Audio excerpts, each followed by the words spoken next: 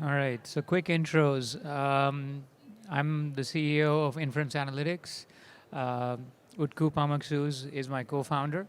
Utku is a PhD from UFI Champaign. He's teaching as a part-time faculty at University of Chicago, and he teaches machine learning. And then my background is I'm an analytics data person, early stage roles in Informatica, MicroStrategy, and then last job was at IBM through the Netezza acquisition. So anyway, let's get going on this, right? So we are focused on one core area, and we highlight error as being a core area that is impacting the industry. So a lot of impact, lives lost, enormous economic value, and a lot of errors are a result of poor communication.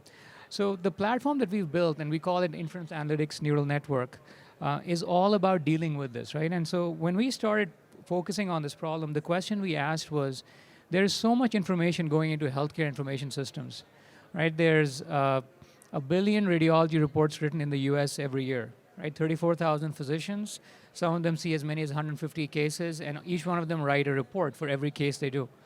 There's 100 million pathology reports, 35 million discharge notes, 5 billion SOAP notes. And the question I always asked is, who's reading this information?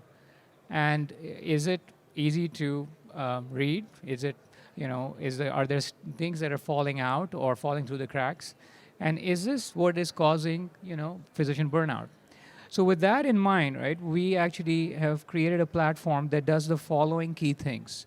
So IAN, as it stands for Inference Analytics Neural Networks, does these things. It understands or interprets reports, notes, and other types of healthcare text, just like a physician would. It generates its own conclusions and suggestions, just like an experienced physician would. And then it acts as a physician assistant, right? So it avoids burnout in that way. So to be able to do this, we had to build a platform that could do it. And I'm going to let my co-founder, Utku, here, talk a little bit about what that platform is. So before solving individual use cases, we wanted to understand the difference in medical language processing comparison with natural language processing.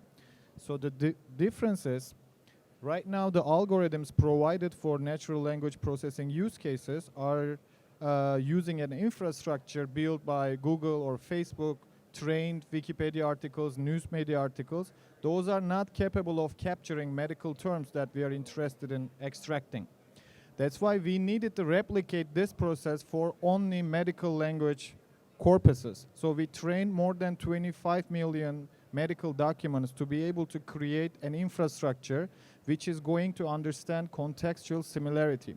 So when I say the contextual similarity, pre-trained words, pre-trained corpus are helping the algorithms to identify the similarity between two terms. For example, Los Angeles and San Francisco, although they're character-wise, they're not similar, contextually they're both in California, West Coast, and they have a contextual similarity. And we needed to provide the same similarity of understanding medical terms in the reports and documents that we can understand when there is a chest pain, when there is a breath difficulty, we should be locating the term pulmonary embolus around that. So by using that infrastructure, we were able to solve use cases with a much better performance. That's what we published actually. We saw the lift because of this infrastructure. The first use case actually we applied this, can we predict the impressions word by word by just ingesting the clinical information and the findings in the radiology reports. So based on this infrastructure, we saw the significant improvement on the performance, which is validated by the University of Chicago Quality Department. They're been using our system and testing and publishing to be able to decrease the burnout and improve the quality of the healthcare. Maybe the other use case we can mention. Yeah, so why don't we show what those use cases are, right? So we're actually going to jump into a live demo, and I'll let Utku sort of pop up in the platform. So what we're showing here is the first use case that we highlight, right? So this is our ability to predict impressions. So think about it. This is what we call sort of our auto impression capability. You take findings, we take clinical history, and then based on that, we pass it through our AN platform, and then we predict an impression, right? So this is what Ian came up with, right? And so if you can compare it to our impression, and the bottom one is the human impression, right? So we're comparing it to what the physician came up with. You'll find that in this case, actually, it matches word for word. So it's a simpler one because that was a mammogram. Mammograms are very often template driven, and therefore you would expect that the impression would be pretty much identical.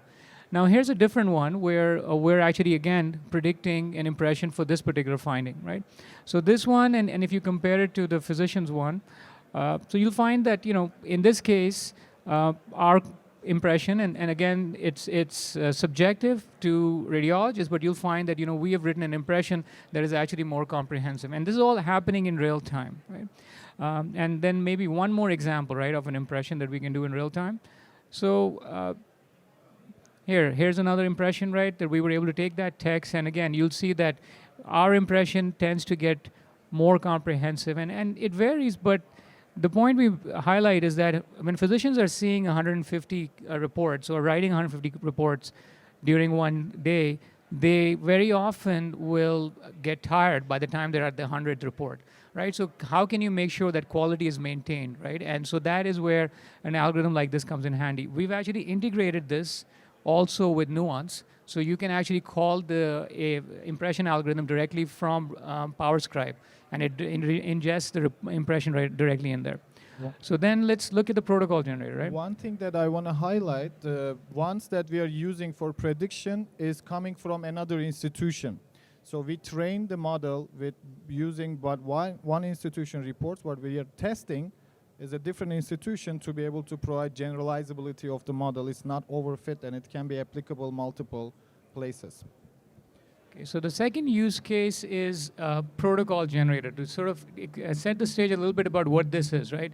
So we were approached by a leading hospital system here that their radiologists are spending almost 4 radiology hours per location protocoling studies, right? So if I'm about to have a CT exam done, there are 4 radiologists spending about an hour a day, right? Or they have about 1.5 FTEs dedicated to protocoling.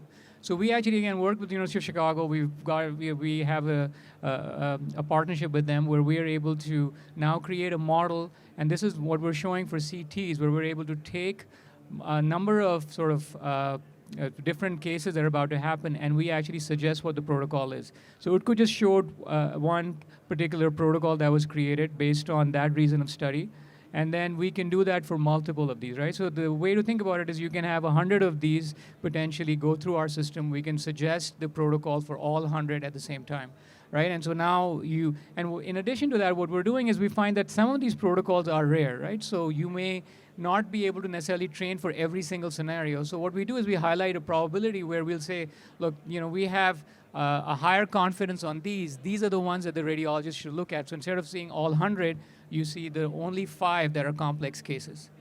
So that's the second use case we highlight. And then the third one is very interesting. It's called report label generator, or this is sort of almost structuring the report, right? So what we do is, one thing we found is a lot of stuff falls through the cracks. So what does that mean? You've seen 1,000 studies, and you want to know all the ones that were positive for PE, all the ones that were positive for lung nodule, and then you want to be able to go back and do more analytics on them. And so this is an algorithm we've developed that allows you to sort of structure the report, right? And so now you can see that there are so many that were positive for lung lesion, right? And so on, right? And so the point here is, we're using the narrative cloud that Utku described, right? Because that is the corpus that is complex, that allows us to be able to understand these terms. So it's not just looking for individual terms, it's looking for terms that may be similar. And so now it's able to sort of highlight where there may be a positive finding for those types of issues. Anything you want to add, Utku? So the use case also can be extended other deep learning solutions. For example, for the image processing of the scans, labels are the problem right now, annotated images. So this study is actually extracting the labels that can be used by the images to be trained to predict special use cases. That's why we wanted to give a shot to how can we structure better, get the hidden insights from the reports that can be used by other AI-related implementations as well.